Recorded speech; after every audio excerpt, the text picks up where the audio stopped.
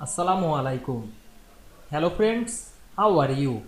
Welcome back to my another video. In this video, I am going to show you how to fade part of an image in Affinity Publisher. Let's get started. Firstly, go to a blank page. Then go to the tool section and select the place tool. Then choose picture from our file. Now I am select this picture and click open. Then place the picture to this page. Now we can see we insert a picture. Now we want to fade part of this picture.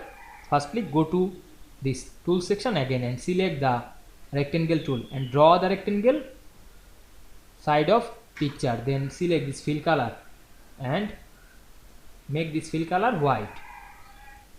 Then select the opacity and click right button on our mouse to this shape and go to the transform menu or the layer effect menu. Then check mark on the Gaussian blur option. Check mark on the Gaussian blur option. Then increase the radius to this blur. Then click close. Then again go back this opacity option and increase the opacity. Then select this move tool and select the multiple object. Press shift on our keyboard. Now we can see we fade part of an image very easily.